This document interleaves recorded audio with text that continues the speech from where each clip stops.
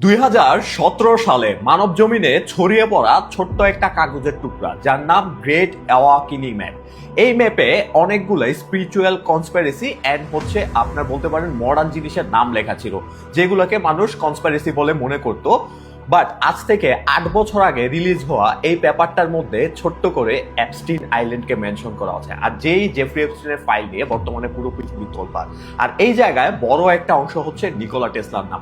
আমি বলছিলাম নেক্সট ভিডিওটা হচ্ছে কভার আপ করবো নিকোলা টেসলাকে নিয়ে। সালটা ছিল 19 শতকের দিকে, মানে 1900। আজ থেকে 126 বছর আগে যখন নিকোলা টেসলা চিন্তা করে যে উনি তার ছাড়া উইদাউট ওয়্যার ইলেকট্রিসিটি সাপ্লাই করবে পুরো পৃথিবীতে, যে জায়গায় কোনো তারের ব্যবহার হবে না, কিন্তু বিদ্যুৎ এক জায়গা থেকে আরেক জায়গায় পৌঁছা যাবে।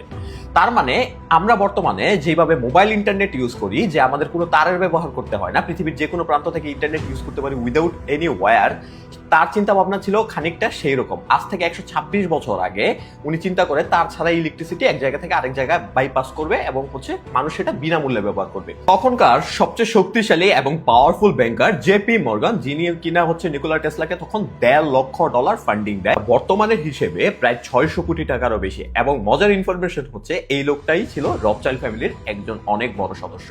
তখন নিকোলা টেসলা জেপি মর্গানকে বলছিল যে আমি একটা ওয়্যারলেস কমিউনিকেশন সিস্টেম তৈরি করব, যেখানে দুনিয়া ভরের মেসেজ, তারপরে হচ্ছে কল, ডেটা, বিভিন্ন জিনিস ইমেল ট্রান্সফার হবে উইদাউট ওয়্যার এন্ড হচ্ছে ইলেকট্রিসিটি পর্যন্ত। এই বিষয়টা মাথায় রেখে নিকোলা টেসলা নিউ ইয়র্কে একটা সুউচ্চ বিশাল টাওয়ার নির্মাণ করে, যার নাম দেয় ওয়ার্ডেন ক্লিফ টাওয়ার। এবং হচ্ছে নিকোলা টেসলার তখন চিন্তা ভাবনা ছিল যে এর মাধ্যমে শুধু মেসেজেস বা টেলিকমিউনিকেশন ডাটা বা সিগন্যাল বাইপাস করা না, এর মাধ্যমে হচ্ছে এয়ারের মাধ্যমে ইলেকট্রিসিটিকে বাইপাস করা। তখন এই মডেলটা দেখে হচ্ছে জেপি মর্গান জিজ্ঞেস করে যে আমরা যেহেতু ইলেকট্রিসিটি মানুষকে দেবো, এই জায়গায় মিটার লাগানোর জায়গাটা কোন জায়গায়? তখন নিকোলা টেসলা বলে যেই জায়গায় আমরা ফ্রিতে মানুষকে হচ্ছে ইলেকট্রিসিটি প্রোভাইড করতে পারতেছি, সেই জায়গায় আমরা মানুষের থেকে টাকা নেব কেন এবং মিটারই কেন লাগাবো? এন্ড এই নিয়ে তর্ক বিতর্ক করতে করতে হচ্ছে জেপি মর্গান হচ্ছে খুব বেশি রেগে যায়। তারপরে তার ফান্ডিং বন্ধ করে দেয়। উইথিন কিছুদিনের মধ্যে তার এই টাওয়ারটাকে ভেঙে ফেলা হয়। নিকোলা টেসলার চিন্তা ভাবনা এই জায়গায় ক্লিয়ার ছিল। নিকোলা টেসলা জানতো পৃথিবী হচ্ছে সবচেয়ে বড় একটা কন্ডাক্টর, তার মধ্যে প্রচুর পরিমাণ বিদ্যুৎ সঞ্চিত আছে। সেই বিদ্যুৎটাকে এই টাওয়ারের মাধ্যমে ফ্রিকোয়েন্সি করে, ইলেকট্রিক ফ্রিকোয়েন্সির মাধ্যমে, এয়ারের মাধ্যমে পাঠাবে এবং মানুষের ঘর বা অন্যান্য জিনিস যে জায়গায় থাকবে সেখানে রিসিভার লাগানো থাকবে। রিসিভার সেই ইলেকট্রিকটাকে গ্রহণ করে তারপরে হচ্ছে ঘরে বাতি, ফ্যান যা কিছু ইউজ করতে পারবে।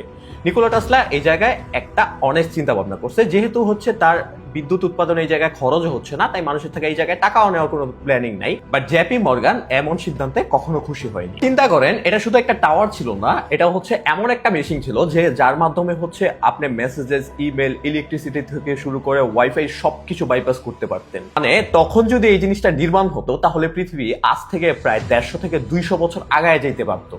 আসলেই কি এভাবে ইলেকট্রিসিটি সাপ্লাই করা পসিবল? রিসেন্টলি ফিনল্যান্ডের একদল গবেষক একটা রিসার্চ করে, তারা হচ্ছে খুবই ছোট্ট পর্যায়ে, সূক্ষ্ম পর্যায়ে রেডিও ওয়েভের মাধ্যমে, মানে হচ্ছে এয়ারের মাধ্যমে, লেজার বিমের মাধ্যমে হচ্ছে ইলেকট্রিসিটিকে বাইপাস করতে সক্ষম হয়। এবং এগুলো খুবই ছোট ডিভাইসের জন্য প্রযোজ্য, যেমন হচ্ছে সেন্সর থেকে শুরু করে ছোট ছোট ডিভাইসগুলোতে এখন পর্যন্ত এগুলো এক্সপেরিমেন্ট পর্যায়ে আছে।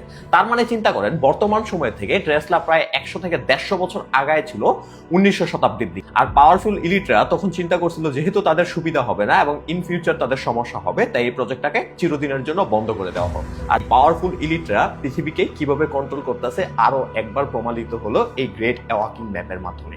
অবশ্যই জানাবেন যে এই ধরনের ভিডিওগুলো আপনাদের দেখতে ভালো লাগে কিনা। যদি ভালো লাগে তাহলে ভিডিওটাকে শেয়ার করে পেজটাকে ফলো করে রাখবেন।